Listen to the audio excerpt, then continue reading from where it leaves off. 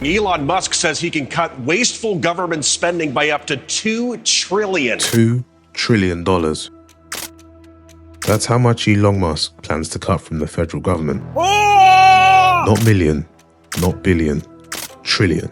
Well, I think we can do at least 2 trillion. Yeah! Over 2 million Americans work for the federal government. Musk's plan? Keep just 500,000. The rest, gone. Elon Musk and I are in a position to start the mass deportations of millions of unelected federal bureaucrats out of the DC bureaucracy. That too is how we're going to save this country. His vision of efficiency has never been attempted on this scale. Your money is being wasted. Critics call it dangerous. Supporters call it necessary. And the Department of Government Efficiency is going to fix that. But both sides agree this is more than just budget cuts. This is a complete dismantling of how America works. And I don't know if you've gotten to know Elon yet, but he doesn't bring a chisel, he brings a chainsaw. And we're going to be taking it to that bureaucracy. It's going to be a lot of fun. As Musk prepares to reshape the federal government, one question emerges. Is this a revolution in efficiency or the largest concentration of power in American history?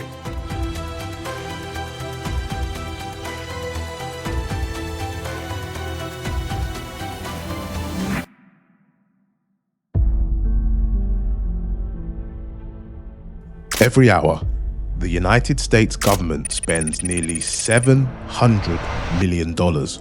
Not per day, not per week, per hour.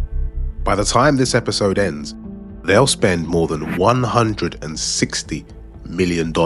That's the cost of a Boeing 787 Dreamliner, the pride of American aviation. But where does all this money go? And what happens when spending outpaces revenue year after year? One day, bond investors may look at our government and say they won't get paid back. That's what's going to lead to higher interest rates. And that could restrain our economic growth, and it could crowd out our priorities and potentially impair for our ability to borrow, either in war or at another crisis. We got to realize that one day the U.S. is going to find it very, very difficult to keep borrowing money. And one day the interest costs will constrain us. To understand the scale of federal spending, we need to look at a number so large it's almost incomprehensible. $36 trillion.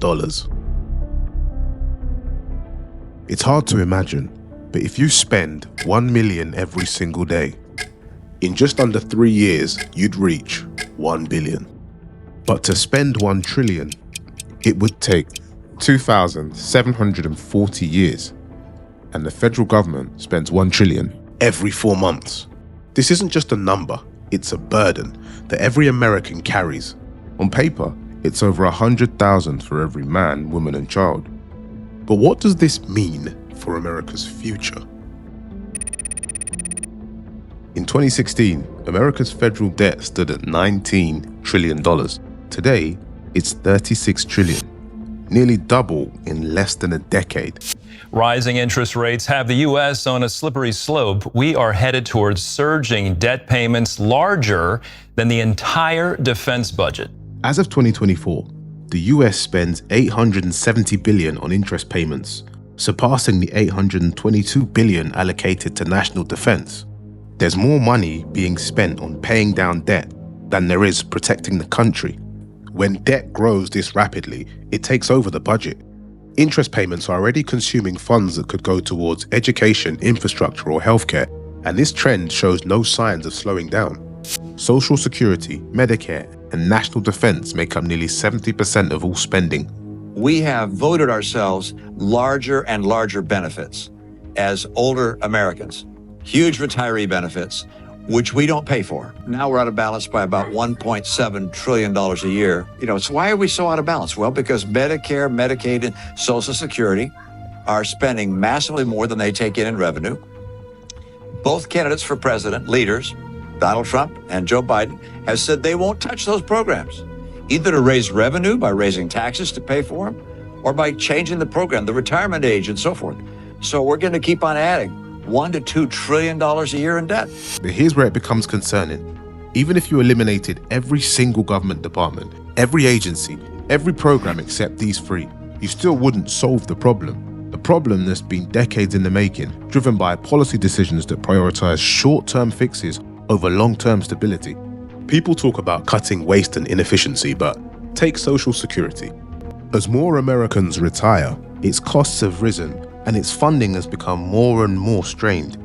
These aren't inefficiencies, they are structural challenges built into the system that now requires more than cutting waste, it needs a fundamental change. But government inefficiencies aren't just limited to defense or healthcare. Across the board, projects often suffer from poor oversight and spiraling costs. For example, the California High-Speed Rail Project. In 2008, what began as a $33 billion vision to connect Los Angeles and San Francisco, California's high-speed rail project ballooned to over $130 billion, nearly quadrupling its original estimate. The project is emblematic of the US's inability to manage large-scale public projects efficiently. Leo, it seems to me that this high-speed rail project is a boondoggle, and that's putting it mildly. Do you want to see DOGE take it over? I want DOGE to cut the funding, take it over completely, not a single nickel or dime to this program. Stu, it started in 2008. It is 2024, and there is no date, no amount that can be definitive as to when it will be completed and how much it costs. There needs to be an investigation. What happened to all the money? Because it's received federal funding. If I'm talking to Vivek and Elon right now, not another dime. The overrun costs on this single project could have funded the yearly educational budgets of Alabama, Mississippi, West Virginia, and Arkansas combined, and still leave a surplus of over $73 billion, nearly enough to cover California's annual $100 billion education budget. But what's worse is it still isn't finished. In fact, some experts believe it may never finish, and this isn't an isolated incident. Whether it's transport, defense, or healthcare, the US repeatedly sees projects plagued by escalating costs and poor oversight. In 2022 alone, improper government payments, money sent to the wrong people or for the wrong amounts, totaled $247 billion. Consider this, that's roughly the equivalent of the GDP of Portugal, lost to administrative errors. Every hour, the government makes roughly $28 million in improper payments, money that could be used for education or social housing. But improper payments are just the beginning. Medicare and Medicaid fraud cost American taxpayers $85 billion a year. That's more than NASA's entire annual space budget. In the 1990s, America's largest healthcare company, Columbia HCA, headed by CEO and founder Richard Scott, perpetrated one of the most extensive Medicare frauds in history. Healthcare has to be for the benefit of patients. Patients have to be first. Patients have to have a right to timely diagnosis. Patients with their physicians have to have the right to choose the right drug and the right treatment. The cost to taxpayers was nearly $2 billion, with the company pleading guilty to 14 felonies. The company ultimately paid fines. So what I've told people is, look, I always level with people that, people made mistakes. When you're the CEO of a company, whatever company, if something goes wrong, you have to take responsibility. $2 billion in 1990 would be the equivalent of just under $5 billion today. That's an obscene amount of money. And when the average American household spends $70,000 annually, that $4.83 billion represents a lifetime of income for at least 69,000 families. Fraudsters are stealing staggering amounts allocated for healthcare and costing taxpayers billions. Fast forward to modern times, and the schemes have evolved. In Michigan, 23 people were charged in a $61 million Medicare fraud scheme. But what's concerning is how these schemes operate. They often involve kickbacks, unnecessary treatments, or charge for services never provided, involving doctors, nurses, and business owners, all working together to steal taxpayer money. Walgreens has agreed to pay $106 million to settle lawsuits accusing the pharmacy chain of fraudulently billing government health programs for prescriptions that were processed but never picked up by patients. Instead of canceling these claims for uncollected medications, Walgreens allegedly restocked and resold the drugs, effectively receiving payment twice. According to reports, the company blamed this overbilling to a software error. An error that went on for 11 years. When one of the largest pharmacy chains in the country can overbill the government for a decade, it emphasizes just how broken the system is. Every hour, millions of tax dollars vanish into this labyrinth of corruption. If these schemes have persisted for decades and continue to evolve, the question remains, how will Doge fix a system that seems so deeply entrenched in its failures? The Pentagon maintains over 750 military bases in more than 80 countries at a cost of over $60 billion annually. But inefficient costs isn't just about contracts and overhead. The Pentagon has failed every audit since 1990. The Pentagon is responsible for nearly half of all federal discretionary spending, yet it has failed every single audit since 1990. An institution overseeing a budget in the hundreds of billions, and yet billions of dollars remain unaccounted for year after year.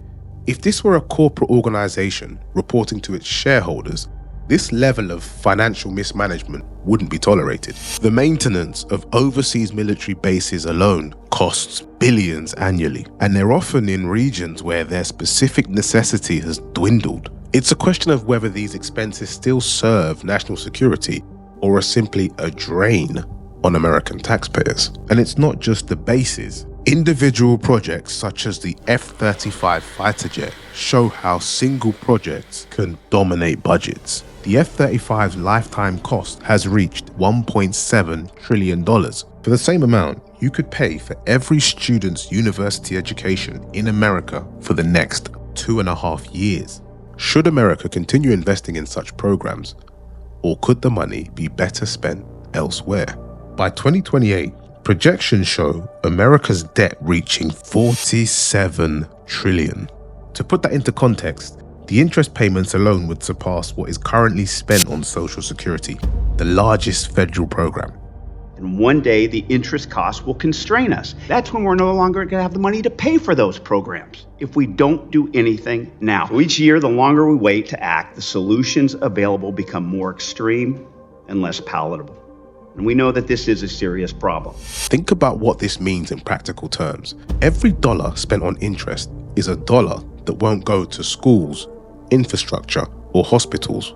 It's the cost of inaction, and it's a cost that generations of Americans will have to pay. As debt grows, America approaches a tipping point where the government could prioritize paying creditors over investing in its future. The Congressional Budget Office projects that by 2053, national debt could reach 185% of GDP. In 1965, it was 40%. When a country's debt spirals out of control, everyone feels it. Rising interest rates make it harder to afford homes and cars. Government services are reduced or even eliminated altogether, and the opportunities for the next generation shrink dramatically. The math is simple. America is spending money that it doesn't have, and the price will fall on future generations. As America approaches this crossroads, the stakes couldn't be higher. $2 trillion in proposed cuts, millions of jobs potentially at risk, and at the center of it all is Elon Musk, the richest man in the world, positioned to reshape a system he calls broken. But can efficiency alone fix a problem decades in the making? Or is this just another gamble in the game where the stakes are nothing less than America's future?